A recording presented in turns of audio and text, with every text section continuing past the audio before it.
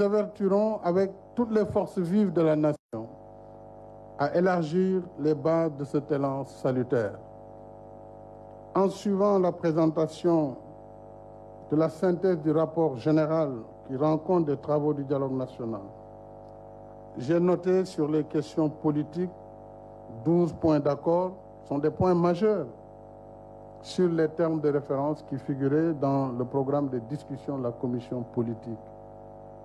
Ce résultat est excellent, il faut s'en réjouir, dans la mesure où chacun de ces 12 points d'accord est une piste pour faire avancer la démocratie sénégalaise dans sa féconde diversité.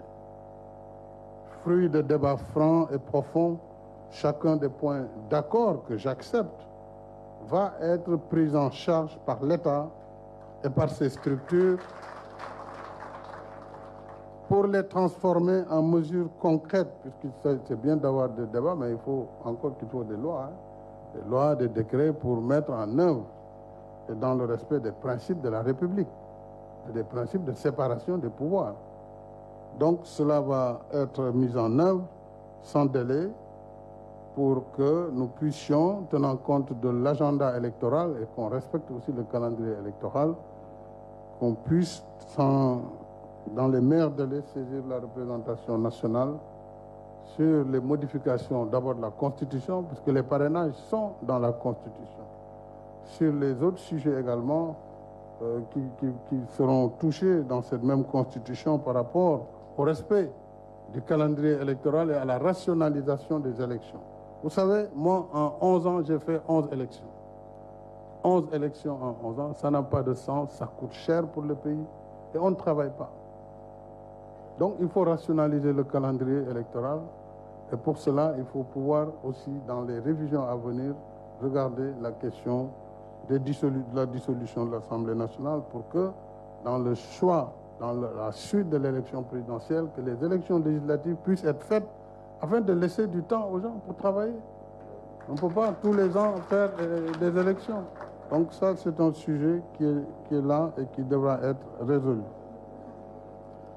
Nous allons donc, dans des délais très raisonnables, trouver les moyens de présenter à l'Assemblée nationale en procédure d'urgence les mesures législatives, mais aussi les mesures réglementaires, les décrets et autres arrêtés dans la suite qui vont refléter les accords qui ont été obtenus au profit de tous pour contribuer à la consolidation de notre modèle démocratique qui est déjà un modèle extrêmement avancé. Et j'ai eu à le dire, le Sénégal n'a pas de leçons à recevoir en matière de démocratie de personne.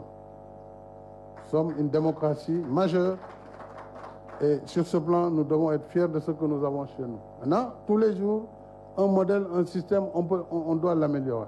Voilà. Il faut l'améliorer, mais on n'est pas un désert démocratique. Loin s'en faut. Alors, et pour donner tout son sens à ce dialogue national, à son contenu dynamique et avec les conséquences qui en ont résulté, je veillerai avec attention à la mise en œuvre effective des mesures et actions proposées. Là aussi, le président Agnès l'a bien indiqué, ce sont des propositions, pas des décisions. Non, comme au Sénégal, devait pas nous leeral mbiri, parce que sinon on fait parfois des confusions. Mais man mi soké waxtan bi, c'est pour que bu ñu amé accord ñu doxal ko. Waaye nag ça veut pas dire que la ngeen décider foofu moom la ñu appliquer tout de suite ci réew mi. Beaucoup loolu aussi leer, n'est-ce pas, monsieur l'honorable député? Leer na. Waaw bu leeral rek jàmm na ñooy.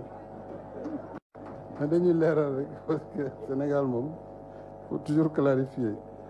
Donc on va vraiment prendre toutes les mesures pour que les 7 commissions qui ont travaillé, la commission de synthèse, qui ont consacré leurs travaux au thème de l'économie, et je vais rencontrer par ailleurs le secteur privé très bientôt sur la stratégie nationale du secteur privé, et les questions sociales avec les centrales syndicales où nous avons fait déjà beaucoup de progrès en matière de protection sociale, en matière de pouvoir d'achat.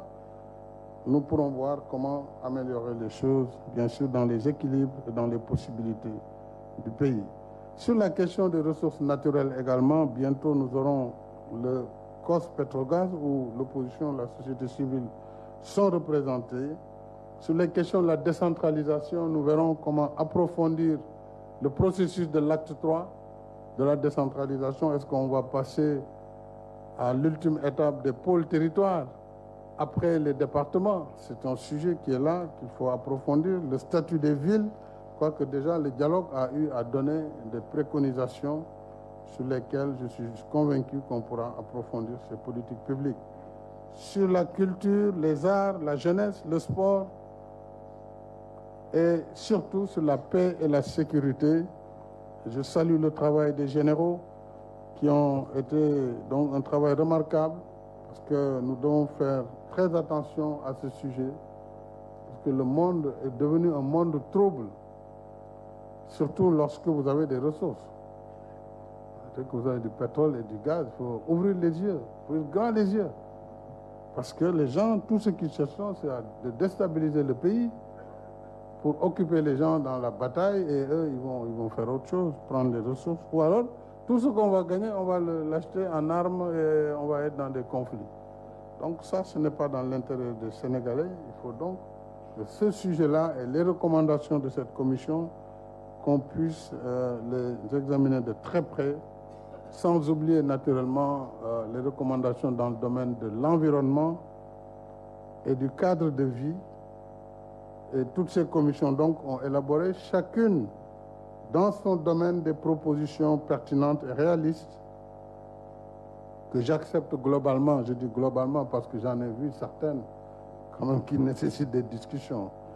Lorsqu'on dit qu'il faut mettre 5% dans les investissements du sport, 5% du budget, ça c'est pas possible. Hein, quand on dit, voilà, le pétrole, il faut le mettre dans tel secteur, ça, on a déjà une loi au Sénégal sur la répartition des revenus issus du pétrole et du gaz. C'est déjà acté. On a des lois sur le contenu local, aussi bien dans le secteur du pétrole, du gaz que des mines. Il y a certains sujets, nous allons les étudier, le gouvernement va les regarder et assez rapidement, avec les acteurs, nous allons voir ce qui peut être mis en exergue, mais de toutes les façons, ce que je vois ne m'effraie pas, mais il y a des réglages à faire, surtout sur les questions économiques, sociales et autres. Sur les questions politiques, je pense que vraiment on est arrivé à un consensus, moi je dirais global, parce que le reste c'est des détails. Voilà, donc il faut s'en réjouir. Et les résultats de ce dialogue vont permettre donc au Sénégal de poursuivre son développement avec les éclairages nouveaux utiles au gouvernement et les institutions de la République dans l'unité et dans la pleine mesure des complémentarités d'action qui donnent à l'État de droit,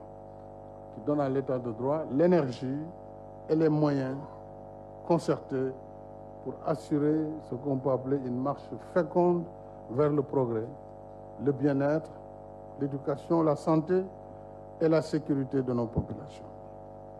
Je voudrais, mes chers compatriotes, vous inviter, comme le dit notre hymne national, épaule contre épaule, à poursuivre notre marche sur le chemin du développement concerté. Dans l'union des cœurs et des esprits, notre quête commune engendrera de nouvelles conquêtes pour le développement du Sénégal au service de nos populations.